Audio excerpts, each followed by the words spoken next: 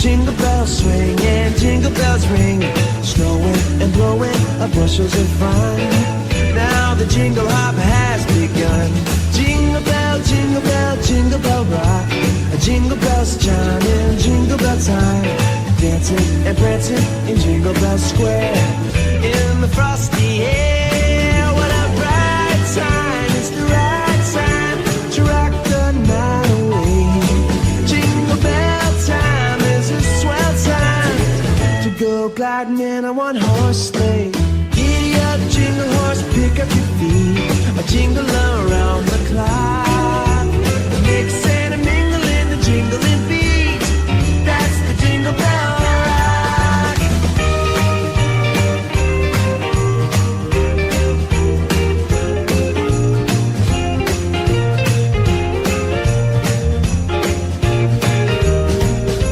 Jingle bell, jingle bell, jingle bell rock. Jingle bell chime in jingle bell time, dancing and prancing in Jingle Bell Square. In the frosty air. Jingle bell, jingle bell, jingle bell rock. Jingle bell chime in jingle bell time, snowing and blowing up bushels of fun.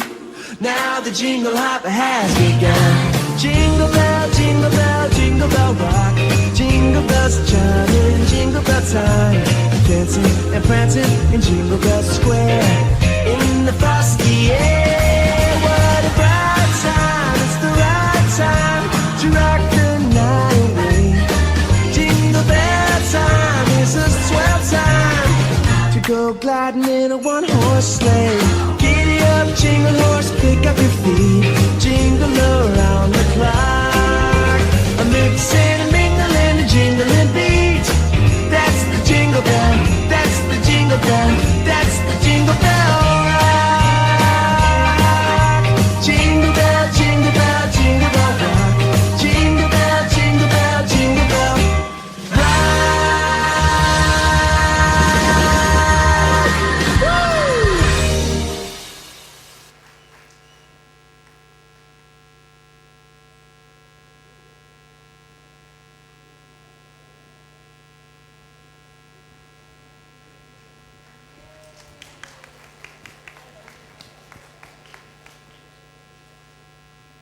Shalom Bapak Ibu Saudara sekalian.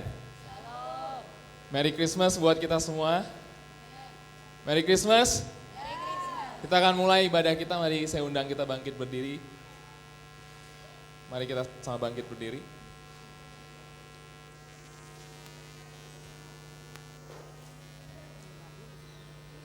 Mari kita mulai ibadah ini dengan satu pengakuan bahwa pertolongan kita adalah di dalam nama Tuhan yang menciptakan langit dan bumi. Kiranya turun rahmat dan anugerah dan kasih karunia dari Allah dalam ibadah pada pagi hari ini. Amin. Oke, kalau gitu saya sekali lagi sapa semua selamat pagi. Shalom.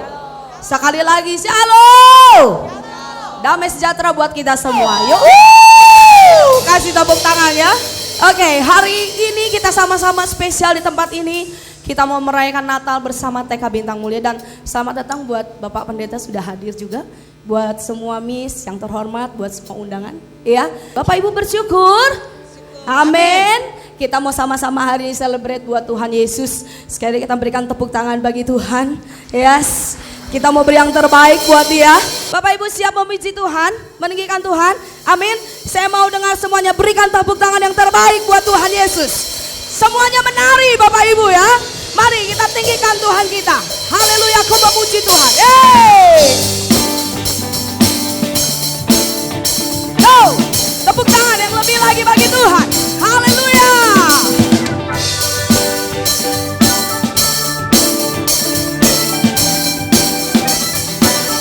Yang bisa katakan haleluya, ku memuji-Mu Tuhan, karena kasih-Mu tak berkesudahan. Biar yang bernafas memuji Sang Raja, di atas gunung dan di dalam samudra. Tanganku ku angkat padamu, bersyukuri rahmat yang Kau beri. Kakiku melompat bagimu, sebab rahmat-Mu baru setiap pagi.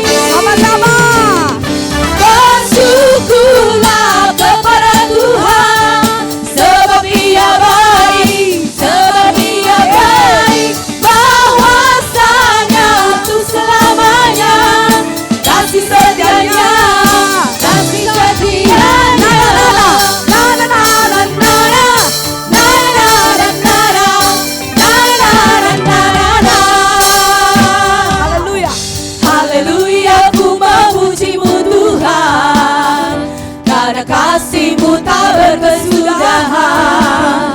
Biar yang bernafas memuji Sang Raja, di atas gunung dan di dalam samudra. Tanganku ku angkat padamu, mensyukuri rahmat yang Kau beri. Siapa melompat bagi Tuhan? Melompat bagimu, sebab rahmat-Mu baru setiap hari. Boleh angkat tangannya sama-sama. Bersyukurlah kepada Tuhan, sebab Ia baik, sebab Ia baik. Kuasanya untuk selamanya, kasih setianya, kasih setianya. Na na na na na na. Na na na na na, na na na na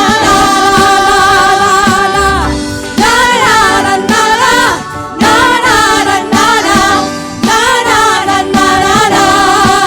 Saya mau Bapak Ibu yang nyanyi bagi Tuhan. Haleluya. Haleluya, ku memuji-Mu Tuhan. Lebih keras. Karena kasih-Mu tak berkesudahan. Lebih lagi. Biar yang bernafas memuji Sang Raja, di atas gunung dan di dalam Boleh angkat samudra. tangannya sama-sama. Tanganku angkat padamu, Yes. mensyukuri rahmat yang Kau Siap beri. melompat. Kakiku melompat bagimu, sebab rahmat-Mu baru setiap hari. Katakan bersyukur. Bersyukurlah kepada Tuhan, sebab Ia baik, sebab Ia baik. Kuasanya untuk selamanya, kasih setianya, kasih setianya. Bersyukurlah kepada Tuhan, sebab Ia baik, sebab Ia baik. Kuasanya untuk selamanya, kasih setianya, kasih setianya. Na na na na. Boleh tepuk tangan sama-sama Bapak Ibu. Belum semuanya tepuk tangan. Na na na na.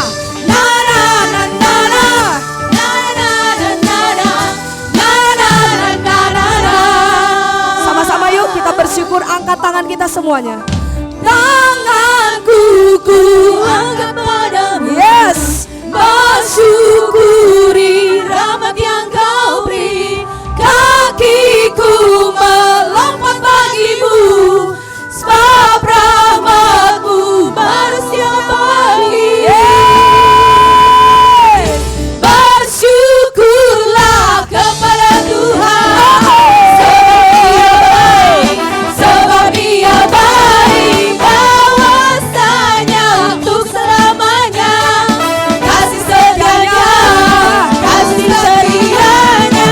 Bersyukurlah kepada Tuhan, sebab Ia baik, sebab Ia baik. Kuasanya untuk selamanya, kasih setianya, kasih setianya.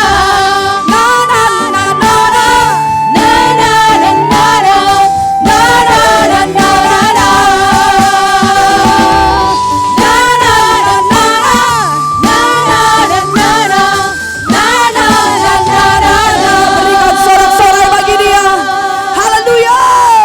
Haleluya. Silakan duduk Bapak Ibu. Kita berdoa sekalian. Mari kita berdoa. Tuhan, terima kasih untuk hari ini. Terima kasih untuk akhir daripada tahun ini. Kami memasuki bulan Desember, merayakan akan Natal.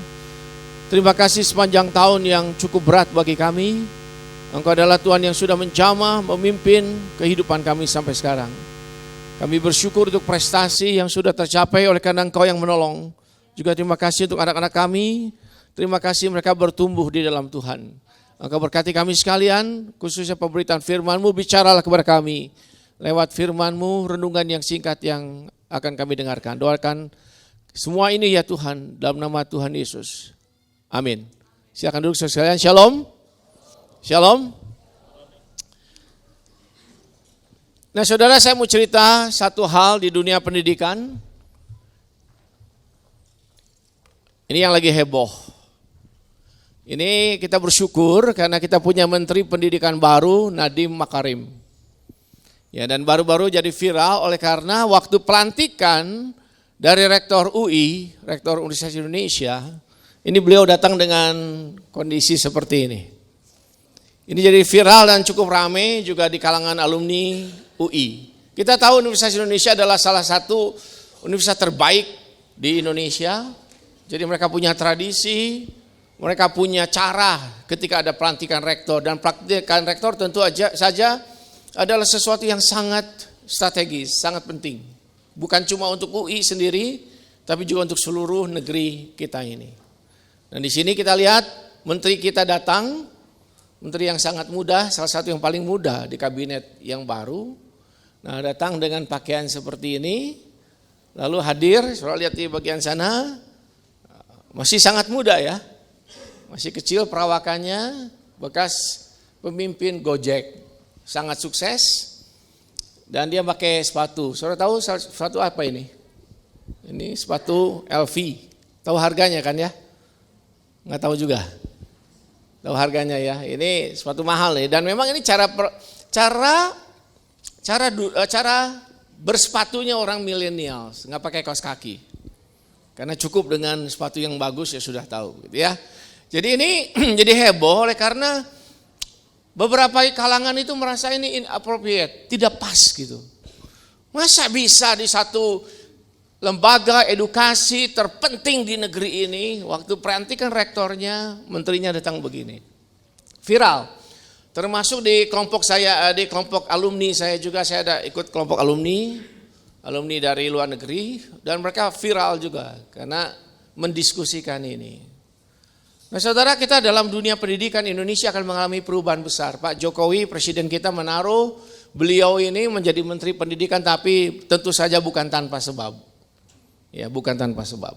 Oleh karena kemudian dikatakan seperti ini, pidatonya nih ya. Kita memasuki era di mana gelar tidak menjamin kompetisi. Ini penting. Kita memasuki era di mana kelulusan tidak menjamin kesiapan untuk bekerja, berkarya. Kita memasuki era di mana akreditasi tidak menjamin mutu. Ini adalah hal-hal yang harus disadari. 5 tahun ke depan prioritas nomor 1 adalah mahasiswa atau siswa yang keluar, lulus artinya bisa berbuat sesuatu, dan guru adalah penggeraknya. Saudara, ini seperti bom di tengah-tengah birokrasi edukasi pendidikan di Indonesia. Yang selama sekian tahun itu mungkin sangat birokrasi sekali. Dan saya bicara ini mungkin dalam kapasitas kecil saya tentang pendidikan di Indonesia, termasuk kita. Saya tidak ingin diskusi panjang lebar tentang ini sebenarnya, karena ini sebenarnya menarik sekali. Bisa dilihat dari berbagai sisi, dari filsafat pendidikan. Kalau ini mungkin pendekatannya rada pragmatis gitu. Bahwa yang dihasilkan lu harus bisa begini-begini, itu pragmatik sekali. Tapi memang begitulah, kebutuhan pragmatisme kita juga cukup tinggi. Tapi di lain pihak, ada benarnya juga. Kalau lulusan kita hanya bisa diskusi, ngomong, dan gak bisa berbuat apa-apa juga percuma. Di education bisanya ada 2 biasanya. 1, orang-orang tuh terdidik untuk knowledgeable, dia bisa tahu segala sesuatu, dia bisa gampang untuk learning. Jadi tujuan pendidikan itu bukan ijazah, bukan lulus sebenarnya, tapi dia bisa learning, dia bisa belajar. Dari kecil sampai besar kita mendidik dia learning, dia harus belajar gitu. Sampai tua dia mesti belajar, apalagi dalam dunia hari ini. Ada yang disebut dengan the death of university, universitas yang mati, kematian universitas, itu sudah dicanangkan belasan tahun lalu di seluruh dunia. Hati-hati dengan university, the death of university. Kenapa? Kalau ilmu tidak bergerak, kalau orang tidak belajar, dia pasti ketinggalan. Nah, Nadiem Makarim ini lulusan Harvard, salah satu sekolah top di Amerika, nomor 1, salah satu yang ranking atas di Amerika. Dan di usia muda dia sukses, dan sampai Ibu Sri Mulyani saja berkata, saya duduk sebelah dia, saya merasa begitu tua, merasa begitu ketinggalan. Itu Sri Mulyani. Saya tidak tahu dengan kita dalam education, kenapa kita itu hadir, kenapa kita membawa anak-anak kita ke sekolah. Kenapa? Saya rasa itu tentu saja oleh karena saudara ingin anak-anak kita itu baik, gitu, berhasil. Itu sebabnya kita bawa ke sekolah-sekolah terbaik dengan guru-guru manajemen terbaik, guru-guru terbaik. Itu sebabnya. Itu sebabnya Bintang Mulia, Trimulya kita sedang benahi terus menjadi the best. Bukan untuk sekadar bagus, tapi bagaimana bisa menjadi institusi pendidikan yang betul-betul membuat anak-anak kita itu masuk ke sekolah dan keluar dengan baik gitu. Bukan sekadar prestasi, piala, kompetisi. It's good. Tapi kalau cuma itu, dunia itu tidak hanya takut dengan kita yang punya prestasi, piala. Nggak takut dunia ini. Saya baru baca satu tulisan dari seorang bernama Albert Camus. Seorang filsuf yang bukan Kristen. Tapi dia mengatakan kalimat begini. Dunia ini, dia katakan begini, siapa yang tidak berani hidup di dunia ini, di dunia yang hari ini penuh dengan tantangan adalah coward. Adalah pengecut. Kenapa? Karena saudara mesti menghadapi dunia yang sedang berubah dan sulit ini. Apalagi anak-anak kita nanti. Kalau kita education memprepare hanya untuk hari ini, education itu sudah gagal. Karena kita harus menyiapkan anak-anak kita bukan untuk dunia seperti kita orang tua memahaminya. Tapi kita menyiapkan anak-anak kita untuk masa depan yang bergerak begitu cepat. Di dalam paradigm shift-nya. Nggak siap nanti anak-anak kita. Oleh karena apa? Kita menyiapkannya untuk sekarang. Kita mesti menyiapkan ke depan. Itu sebabnya Camus berkata, mereka yang hidup di dunia mesti berani menghadapi dunia ini. Kalau tidak tersingkir, pengecut. Tapi dia melanjutkan kalimatnya.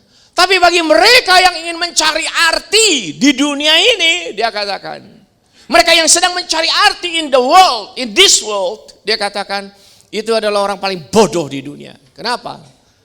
Karena menurut Albert Camus, dunia ini tidak punya meaning. Dunia ini nggak punya arti.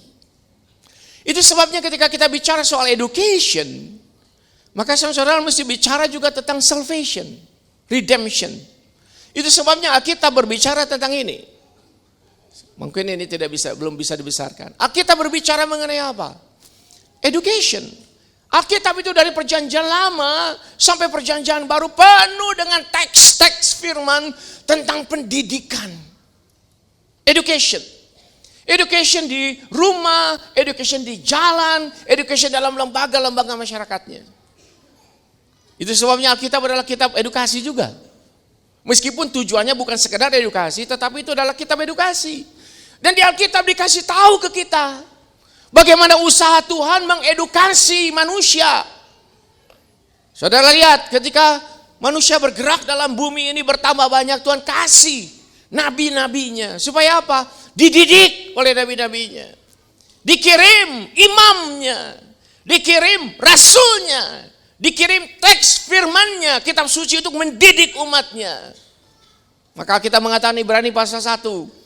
Dari zaman dahulu kala dengan berbagai macam cara dan berulang kali. Tuhan mengirim nabinya dan seterusnya. Supaya umatnya berubah. Tapi saudara, Bapak Ibu memahami bahwa mengubah orang, mengubah diri sendiri dan mengubah anak-anak itu tidak gampang. Ketika anak saya masih kecil, kami tinggal di satu perumahan di Bandung. Waktu kecil itu susternya pegang dia jalan-jalan keluar rumah.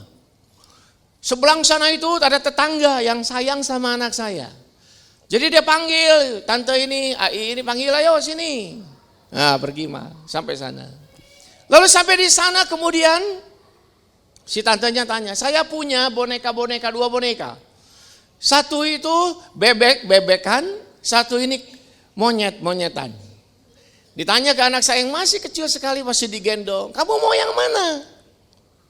Nah, anak saya itu diem. Susternya juga diem, tanya, kamu mau yang mana?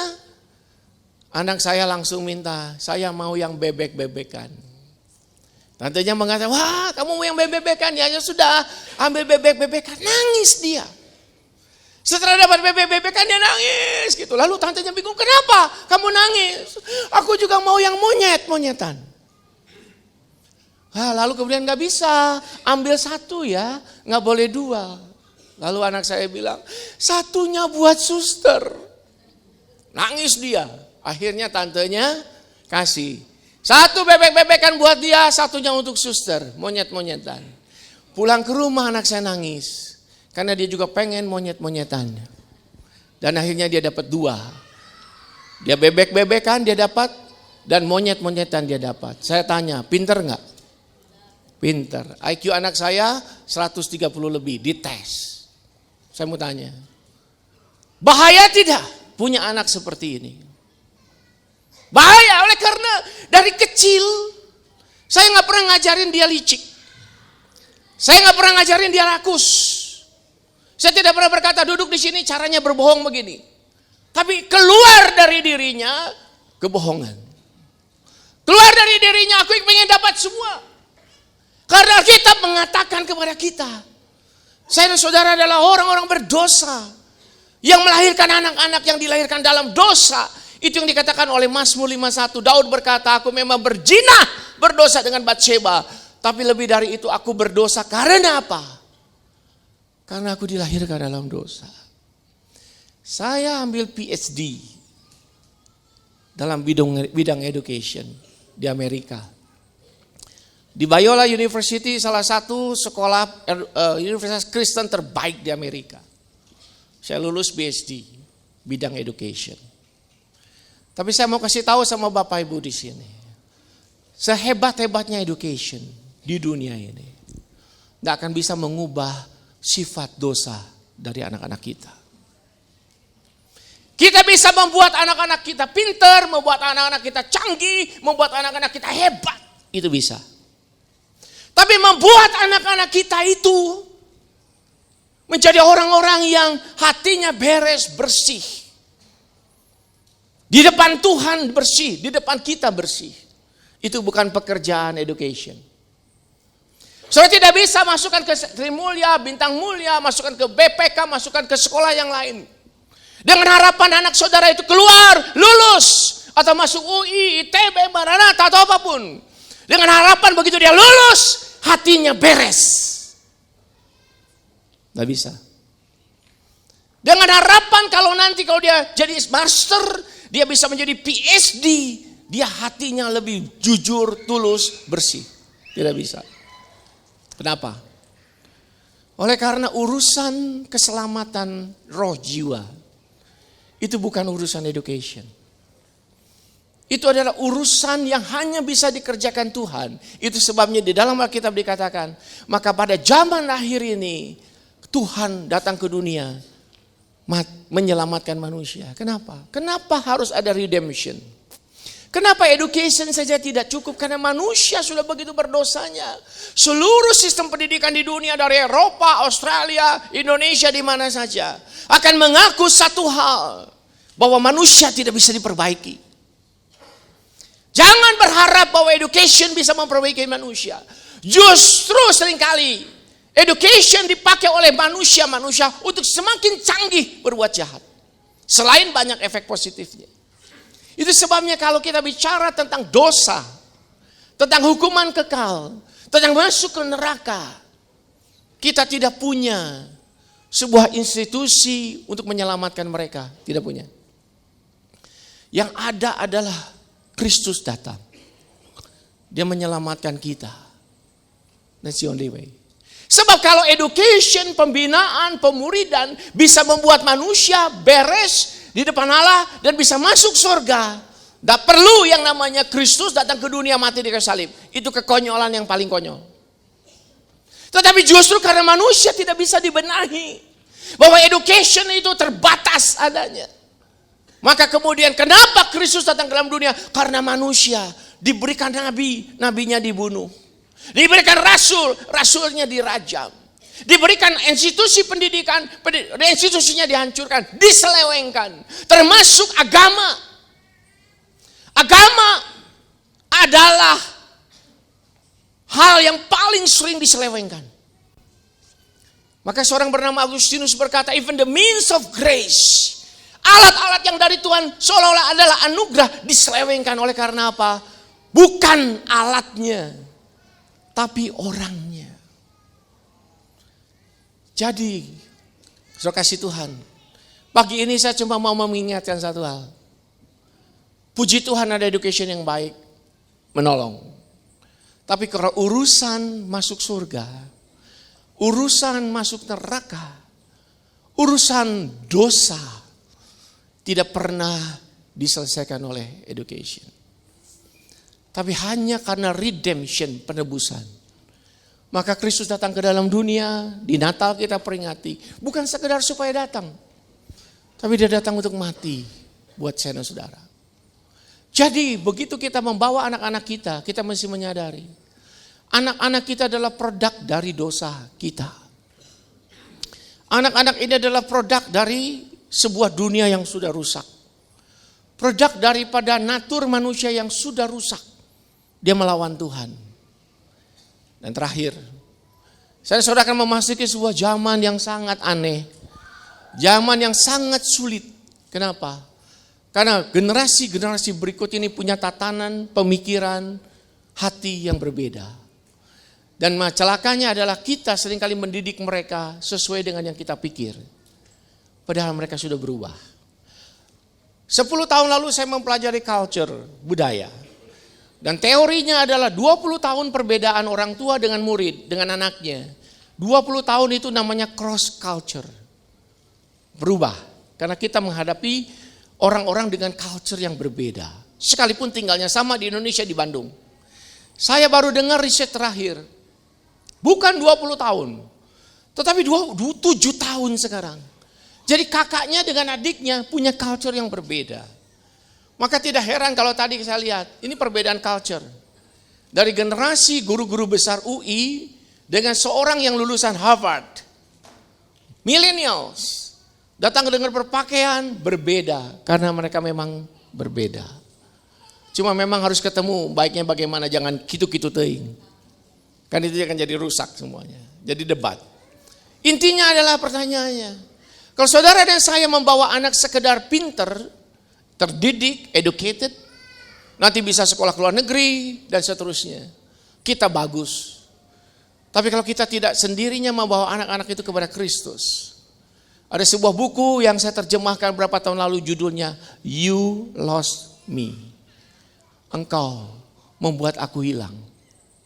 Itu ditulis tentang riset daripada anak-anak muda di Amerika yang mulai meninggalkan Tuhan, mulai melawan Tuhan, meninggalkan gereja dan sebagainya. Kesalahannya di mana? Satu, kesalahannya di gereja. Karena gereja tidak siap untuk melayani orang-orang muda ini. Itu kesalahan gereja. Kedua, kesalahan orang tua. Karena orang tua tidak ngerti bagaimana mendekati anak-anak ini. Ketiga, karena anak-anak sendiri dalam kebingungan, dalam sebuah dunia yang berbeda buat dia. Maka judul bukunya dari David Kinnaman, hasil riset di seluruh Amerika, saya terjemahkan di Indonesia. Judulnya You Lost Me. Engkau membuat aku hilang. Engkau membuat aku terhilang. Siapa kalian? Church, orang tua, dan teman-temanku. Siapa yang akan membawa mereka kepada keselamatan? Siapa yang akan membawa mereka ke surga? Kristus mau membawa mereka ke surga. Itu sebabnya dia datang ke dalam dunia menebus anak-anak kita yang belum mengerti apa-apa. Sekalipun mereka masih di dalam kebohongan, di dalam dosa, tapi Kristus sudah mengasihi mereka. Dan mereka lahir dari rahim kita. Mereka lahir dari keturunan kita. Dan kita punya tanggung jawab untuk membawa mereka kepada Tuhan. Itu tanggung jawab kita. Saya kagum Bapak Ibu membawa anak-anak kita pagi-pagi ke sekolah. Saya kagum. Bahkan seorang ibu di jemaat GII bangun 3:30 subuh hanya untuk mendampingi anaknya belajar, menolong, bawa dia ke sekolah tiap hari. Saya kagum. Usaha luar biasa dari orang tua membawa anak-anaknya berhasil. Saya kagum. Cuma pertanyaannya, kalau sekedar education itu tidak cukup. Karena education mungkin mempersiapkannya hidup di dunia. Tapi siapa yang mempersiapkannya memasuki kekekalan? Education di dunia sementara adanya. Tapi masuk kekekalan siapa yang membawa mereka? Itu sebabnya gereja perlu berubah. Itu sebabnya orang tua perlu berubah. Itu sebabnya guru-guru perlu berubah. Kenapa? Karena kita mau menyelamatkan anak-anak itu. Bukan sekedar untuk masa depannya. Tapi menyelamatkan mereka bagaimana nasib kekal mereka. Terakhir sekali. Dan itu dimulai dengan Bapak Ibu. Kalau Bapak Ibu tidak beriman kepada Tuhan. Kalau Bapak Ibu tidak menunjukkan iman kepada Tuhan, bagaimana anak-anak itu bisa belajar? Di dalam education, number one yang mengubah orang, number one secara manusia, nomor satu, contoh. Teladan. Banyak anak itu tidak mengenal siapa Tuhan, tapi melihat papa mamanya ke gereja, dia ke gereja. Papa, dia tidak ngerti tentang teologi, tapi melihat bapak ibunya melayani Tuhan, dia pergi melayani Tuhan. Tapi bapak ibunya ditanya filsafat, ditanya Alkitab, ditanya teologi, nggak ngerti. Tapi banyak anak menjadi saleh, kenal Tuhan. Kenapa? Karena diproses lewat orang tuanya yang kenal Tuhan. Jadi saya ingin menganjurkan bapak ibu yang belum kenal Tuhan. Coba bapak ibu pelajari siapa Tuhan itu. Coba Bapak Ibu terbuka untuk mengenal siapa Tuhan. Kalau Bapak Ibu hidup sebagai ateis, most likely anak-anak kita jadi ateis. Kalau Bapak Ibu seorang skeptik terhadap agama, terhadap iman, Anda ragu-ragu terus, curiga terus, most likely anak-anak Anda curiga. Kalau Bapak Ibu adalah agnostik, ragu terhadap segala sesuatu, terhadap Tuhan dan sebagainya, bahkan saudara akan menciptakan anak-anak yang seperti ini. Education itu penting. Karena dari awal kecil sampai kurang lebih umur SMP, itu saudara sedang membentuk anak-anak. Satu hari, saya melihat cara jalannya anak saya, kok rada beda ya menurut saya. Lalu saya bilang sama istri saya, lihat anak kita kok jalannya beda. Dia bilang, kamu tahu gak jalan kamu seperti itu? Kita jadi contoh. Sampai tanda tangan, kalau saya tanda tangan saya suka ngernyitkan ini nih. Begini, ngernyitkan, sampai semua orang ketawa kalau saya tanda tangan. Saya lihat begini lah orang pada ketawa, termasuk anak saya. Lalu dia ketawa, papi kok kalau tanda tangan ngernyit ini. Lalu istri saya bilang, kamu juga gitu. Kita jadi contoh. Kalau kita tidak ditebus, tidak terima Yesus, saudara akan jadi contoh untuk anak-anak saudara. Kalau Anda ateis, Anda sedang gambling dengan nasib kekal anak-anak kita. Maka seorang filsuf berkata begini, orang ateis adalah orang yang paling gambling di dunia ini. Kenapa? Kalau Tuhan tidak ada, it's okay. Tapi kalau Tuhan ada, you get a problem. Saya tidak tahu saudara berani melahirkan anak-anak ke dunia. Bagaimana mengedukasi, bagaimana membawa mereka ke Tuhan. Ini adalah urusan kita. Jadi kita adalah contoh. Kalau anak-anak kita tidak melayani Tuhan dari kecil, itu adalah contoh dari kita. Saya baru balik dari Jakarta, ada Angelic Choir di gereja kami, gereja GI. Kita bikin acara di Balai Sarbini, Jakarta. Bludak banyak orang datang. Dan ada 250 anak pergi nyanyi, paduan suara, menari. Dan ada satu anak terakhir kita foto bersama, umur 4 tahun. Dia latihan. Dan anak ini 4 tahun masih kecil. Semua panitia melarang. Karena ternyata lolos ini, salah. 4 tahun kok sudah pelayanan. Lalu dilarang, kamu masih kecil, nanti kamu capek, nanti kamu sakit. Tapi anak itu berkata, tidak, aku pengen, aku ikut. Dan saudara tahu 2 jam lebih mereka perform di Balai Sarbini Jakarta. 2 jam lebih dan anak 4 tahun lebih itu. Ikut nari, ikut nyanyi dan semuanya so good. Dan saudara tahu, saya bilang begini, waktu umur 4 tahun setengah saya ada di mana? 4 tahun setengah papa mama saya tidak kenal Tuhan Yesus. 4 tahun setengah saya tidak kenal gereja. Karena tidak ada orang membawa saya ke gereja. 4 tahun setengah saya masih berkeliaran di luar sana. Tidak ada orang membawa saya kepada Tuhan di umur 4 tahun setengah. Tapi saya bilang di gereja kita bersyukur ada 4 tahun setengah dibawa ke Jakarta melayani Tuhan. Saya bilang kepada orang tuanya, puji Tuhan. Karena orang tua tentu membawa tiap hari Minggu latihan setelah kebaktian. Lelah, capek, tapi anak-anak ini 4 tahun setengah, 250 anak semuanya. Ada yang 4 tahun setengah ini melayani Tuhan, itu berkat Tuhan. Saya tidak tahu hari ini, Bapak Ibu sendiri bagaimana? Anak-anak kita bagaimana? Sekali lagi, kalau saudara hanya menyiapkan mereka untuk education, itu baru setengah perjalanan. Karena redemption, penebusan itu penting. Sebab kalau education cukup, tidak perlu Tuhan Yesus datang ke dunia. Mari kita berdoa. Saya mau bertanya siapa di antara Bapak Ibu yang hari ini belum jelas keselamatannya, yang masih hidup dengan ateisme praktis, Anda nggak percaya Tuhan. Atau saudara adalah orang agnostik, Anda adalah orang skeptik, Anda ragu, dan Anda tidak serius dengan iman. Atau Anda mungkin tersakiti oleh siapa, dan Anda tidak datang kepada Tuhan. Dan pagi ini diingatkan oleh firman Tuhan Yesus datang mengasihi saudara, orang tua. Dan saudara mau berjanji pagi ini berkata Tuhan, saya mau terima Tuhan sebagai Tuhan Juru Selamat saya. Saya mau serius dengan Tuhan. Kedua, apakah saudara berjanji Tuhan, saya peduli ke anak-anak saya. Tapi tidak cuma supaya dia sekolah, edukasi. Tapi dia ditebus. Dan dia bisa kenal Tuhan dari sejak kecil. Saya berjanji mendidik mereka. Mari kita berdoa. Angkat tangan saudara kalau saudara berjanji. Saya mau berdoa untuk saudara. Puji Tuhan, puji Tuhan. Tangan diangkat. Semua berdoa. Doakan anak-anak saudara. Doakan diri saudara sendiri. Kita butuh belas kasihan Tuhan. Angkat tangan saudara. Angkat tangan. Puji Tuhan. Mari kita berdoa. Angkat tangan saudara. Minta Tuhan bekerja dalam hidup saudara. Orang tua, suami istri, keharmonisan di keluarga, kesatuan di keluarga, damai sejahtera, pertolongan Tuhan atas pendidikan anak, atas ekonomi keluarga, atas masa depan keluarga. Angkat tangan saudara, saya mau berdoa untuk saudara. Puji Tuhan, puji Tuhan, puji Tuhan, puji Tuhan. Siapa mau berdoa dengan saya untuk anak-anak saudara? Bukan cuma mereka pintar, jago, tapi supaya mereka menjadi anak-anak Tuhan. Yang dijamin oleh Tuhan dalam hidup sekarang sampai selama-lamanya.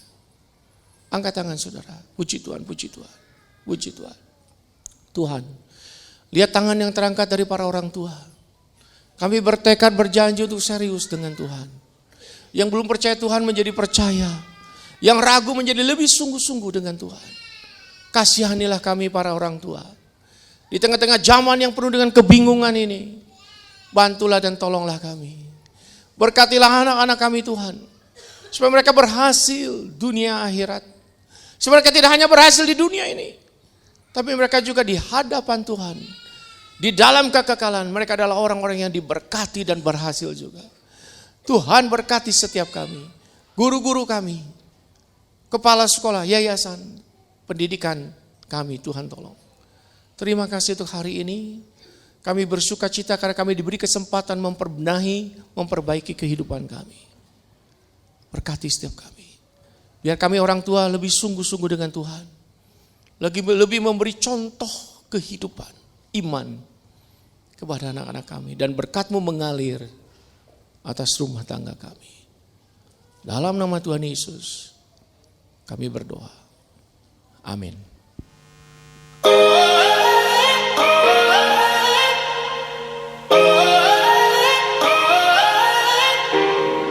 After a season of nightfalls and pushbacks, after the heartache of wrong turns and sidetracks, just when they think they got you game, set, match, here comes a comeback. Just cause you laid low, got up slow, unsteady, don't mean you blacked out or bowed out, you're ready. Just when they think there's nothing left, running on empty, here comes a comeback. This is your time, your moment. The fight, you're golden. You've come so far, keep going. Here comes a comeback.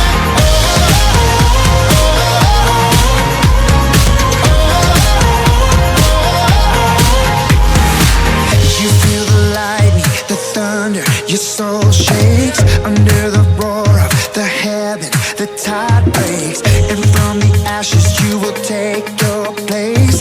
Oh, oh, oh, here comes a comeback. This is your time, your moment. The fight, you're golden. You've come so far, keep going. Oh, here comes a comeback.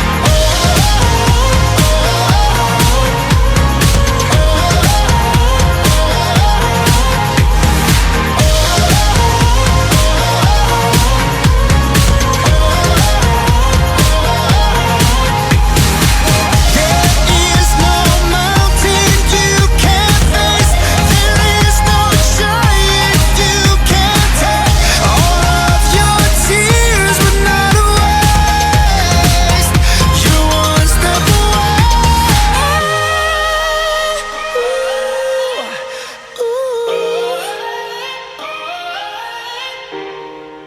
Just when they think they got you, game, set, match. Oh, oh, oh, here comes a comeback.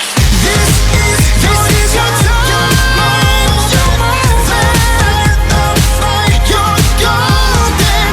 You've come so far, keep on going. Oh, here comes a comeback. You're coming, you're coming.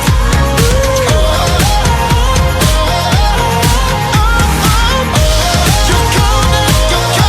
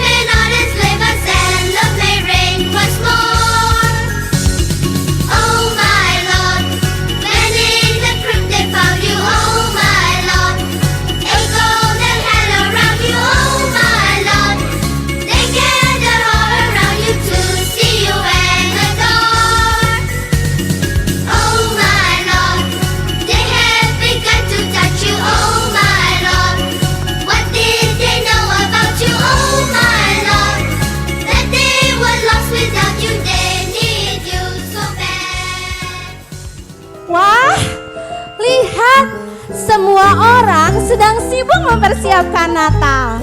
Walaupun masih awal-awal bulan Desember, tapi semuanya sudah giat berlatih. Dan suasana Natal sudah mulai terasa di kota ini. Aku paling suka Natal. Aku suka lagu Natal. Aku suka hiasan Natal. Yang paling aku suka acara Natal. Pokoknya Natal itu hari yang paling ketunggu-tunggu. Maaf. Aku terlalu sibuk berkata-kata sampai lupa memperkenalkan diri. Halo semuanya, namaku Rosemary Brown. Aku seorang reporter di majalah Estrella Gloria. Nah, kali ini aku ditugaskan untuk meliput tentang acara Natal. Seru banget kan? Makanya aku seneng banget. Loh, sebentar. Wah, sepertinya ada anak-anak yang mau tampil. Mereka lagi berbaris dengan rapi. Wah, aku penasaran seperti apa ya penampilan mereka. Kayaknya keren banget nih. Kayaknya patut aku liput. Kayaknya udah siap nih. Semuanya kita ikut yuk, kita tonton dulu ya.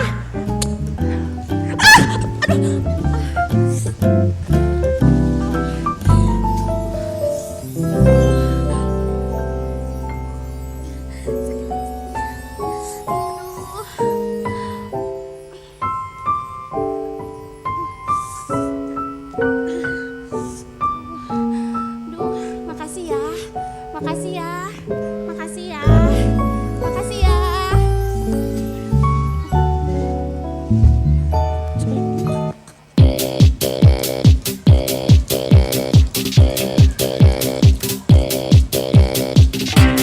Getting up, getting ready. Brush my teeth, fluff my teddy. There's one thing that I know I wanna do before I go. I just wanna worship Jesus. I just wanna worship Jesus.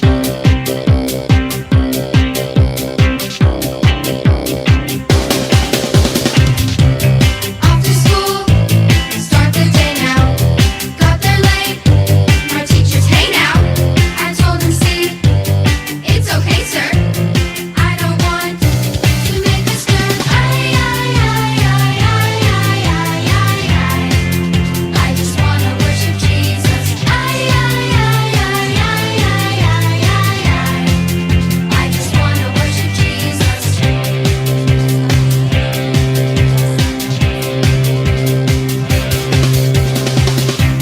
With my friends, and we're talking how Jesus is our world a rocket. It gives me joy. It's what I do. It's good for me. It's good for you. I just wanna worship Jesus.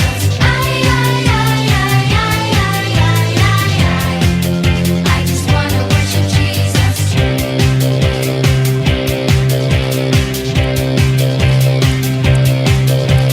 Late at night, I'm feeling down. Doffed my hospital gown, tore my shirt, mowed the yard, friend's heart. Life is hard.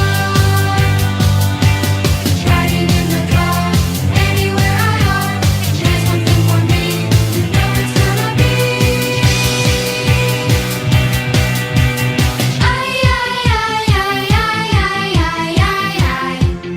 I just wanna worship Jesus. I just wanna worship Jesus. I just wanna worship Jesus. I just wanna worship Jesus.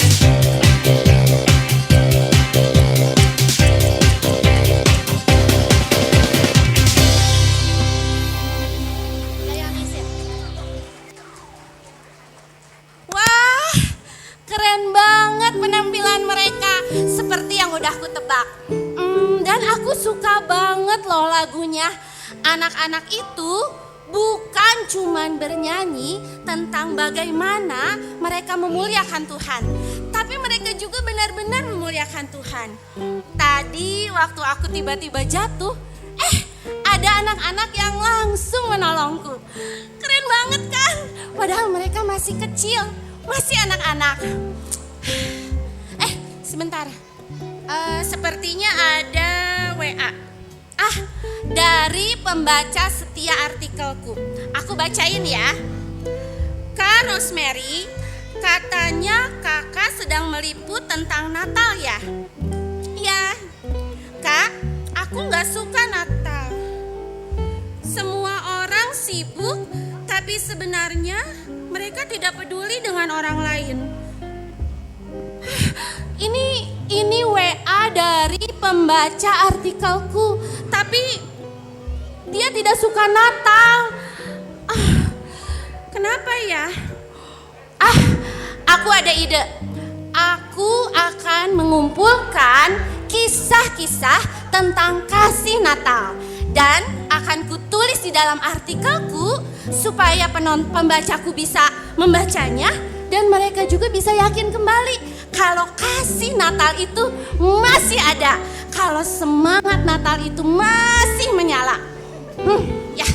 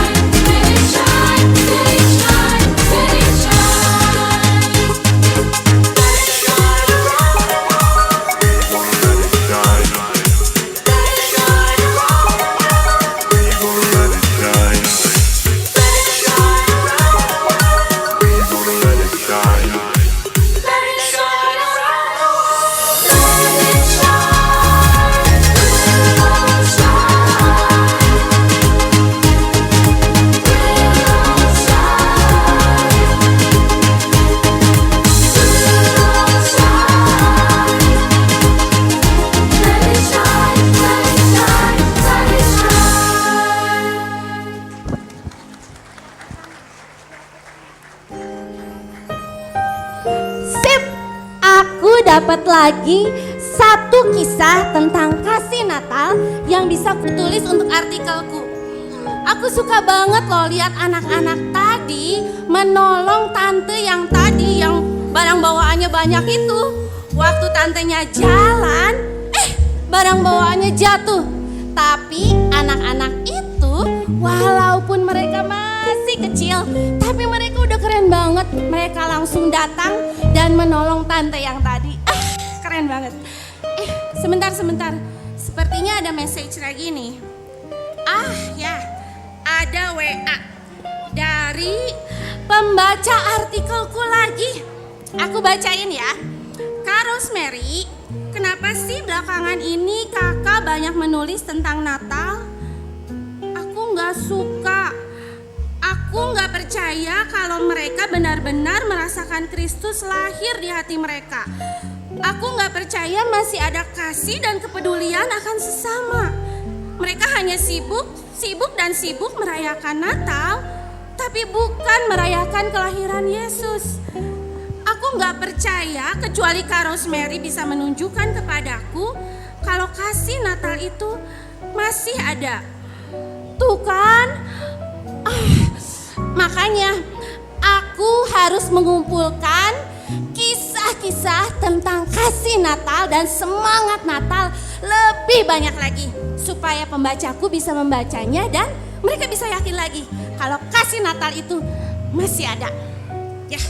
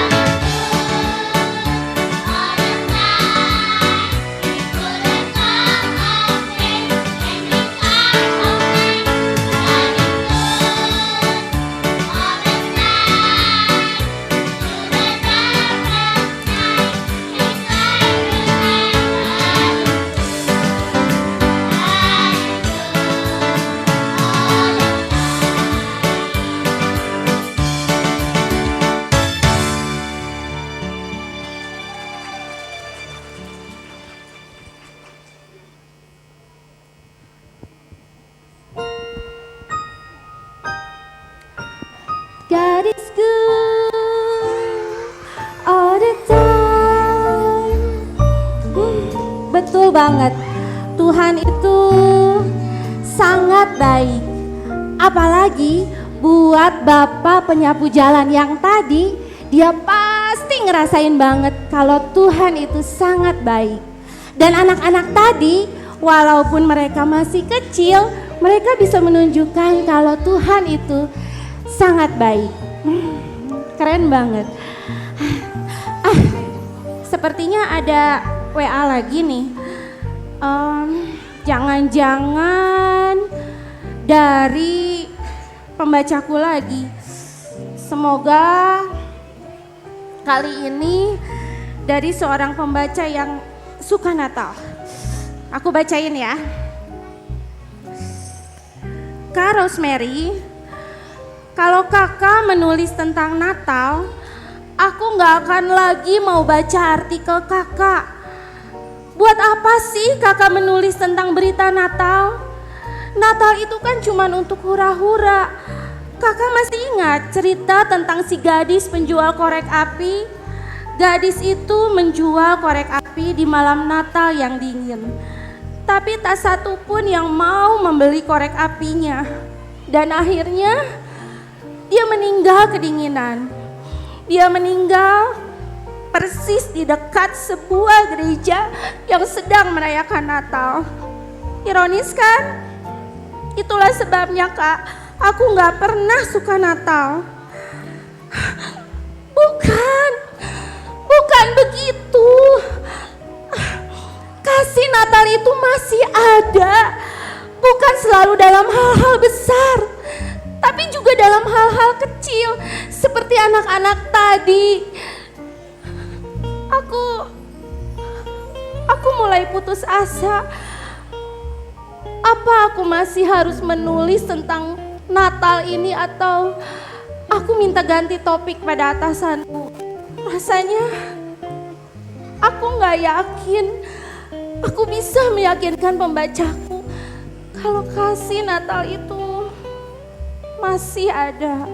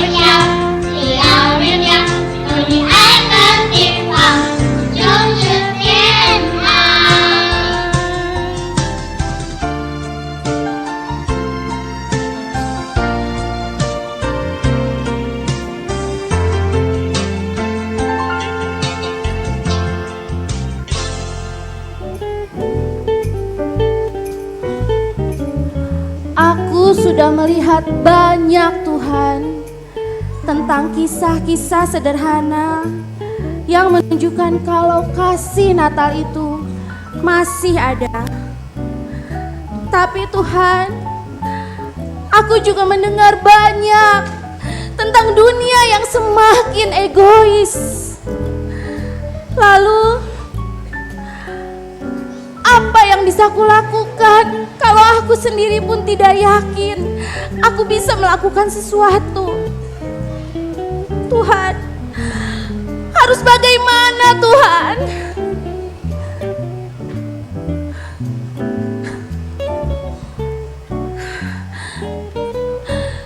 Sedari tadi, aku hanya berkata-kata, aku memikirkan ini, memikirkan itu, berusaha ini, berusaha itu, tapi aku lupa datang padamu Tuhan. Aku lupa datang padamu, memintamu menolongku, menunjukkan padaku apa yang bisa kulakukan.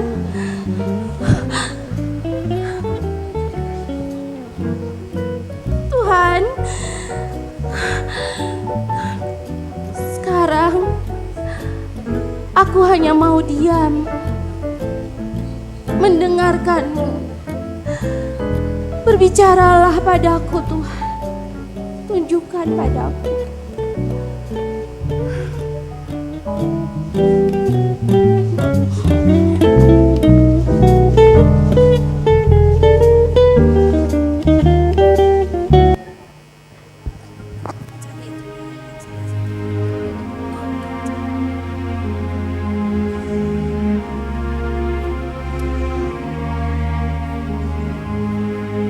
Wah, karena Kaisar Agustus, semua orang kembali ke tempat lahirnya.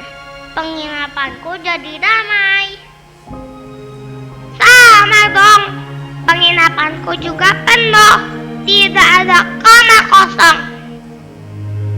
Betul, penginapanku juga penuh. Sampai-sampai semua sibuk. Maria, tunggu di sini sebentar. Aku mau cari penginapan untuk kita. Baiklah, Yusuf. Pak, maaf. Apa masih ada kamar kosong? Aduh, maaf sekali. Penginapanku penuh. Penginapanku juga penuh. Maaf sekali. Aku tidak bisa membantu. Baiklah, terima kasih. Bu, maaf. Apa di penginapan ibu ada kamar kosong? Aduh, maaf. Penginapanku juga penuh. Tidak ada kamar kosong. Oh, gak apa-apa, makasih Bu. Saya akan cari ke tempat lain. Tunggu, istrinya sedang hamil ya? Saya ada sebuah tempat, tapi itu sebuah kandang. Di mana? Oh, boleh. Terima kasih banyak, Bu. Sebelah sana, silakan. Yusuf dan Maria yang sedang mengandung beristirahat di sebuah kandang binatang. Dan malam itu, Maria pun melahirkan seorang bayi. Seperti yang dikatakan oleh malaikat Gabriel, Yusuf menamai anak itu Yesus.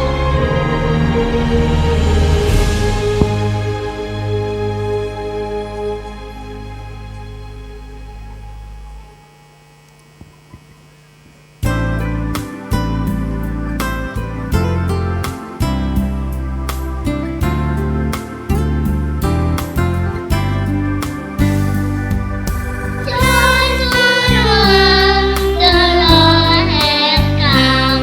Let us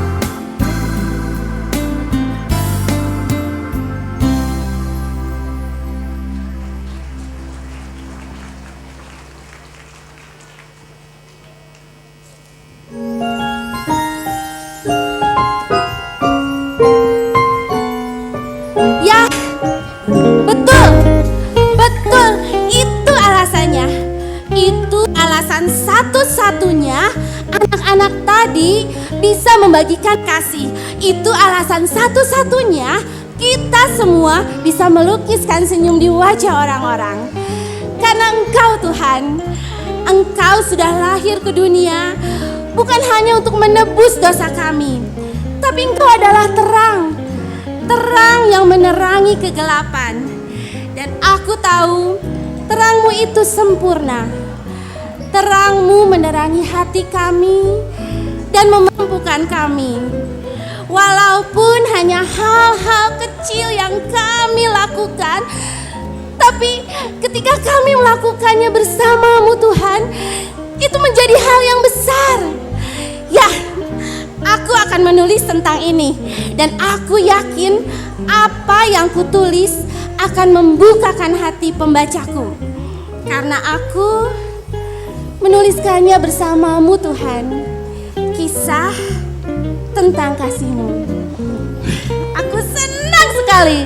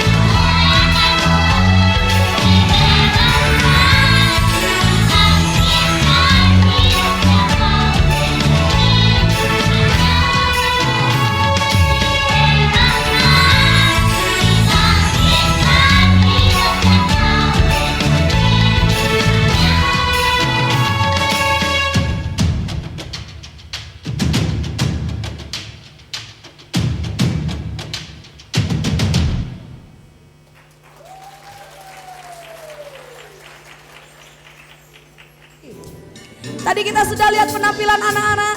Sekarang saya mengajak Bapak Ibu semua saudara. Ayo kita goyangkan badan kita sama-sama. Kita nyanyikan lagu yang terakhir. Pasti semua bisa Bapak Ibu ya. Ayo kita jadi teladan bagi anak-anak kita. Sama-sama. Oh, Kasih yang begitu besar, ikuti gerakannya. lebih kuat dari dosa. Kasih yang menemukanku, selamatkan dan pulihkanku. Ku naikkan syukur Semuanya. Ku tak akan berhenti memuji, meninggikan namamu selalu, menari, memuliakanmu. Dibebaskan, dibangkitkan, hidup yang kau beri, dan kini hanya untukmu. Belum semua tepuk tangan. Yo.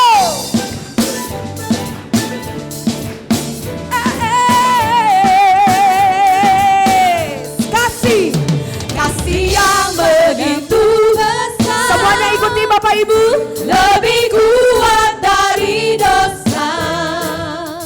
Kasih yang menemukanku, selamatkan dan pulihkanku.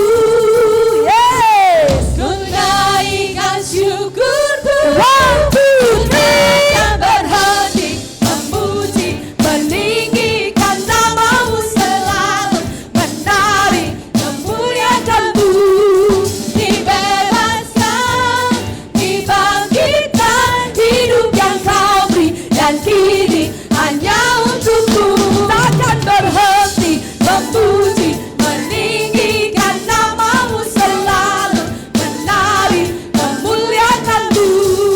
Dibebaskan, dibangkitkan, hidup yang kau beri, dan kini hanya untukmu.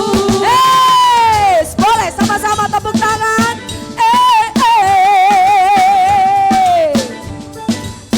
Oh.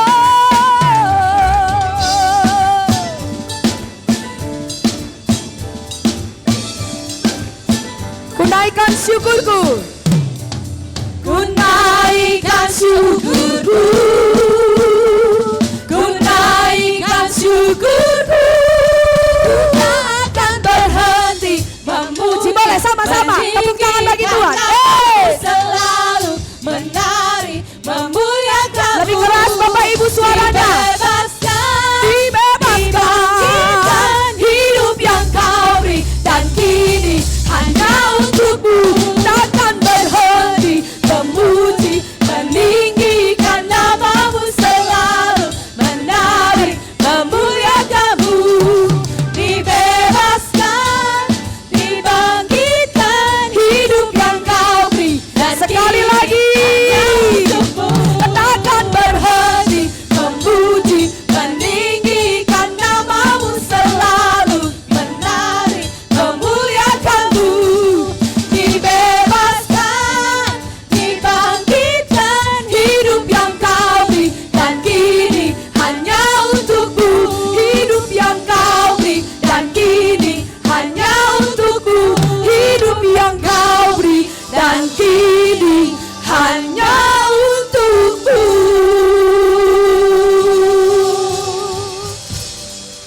Silakan duduk Bapak Ibu Saudara.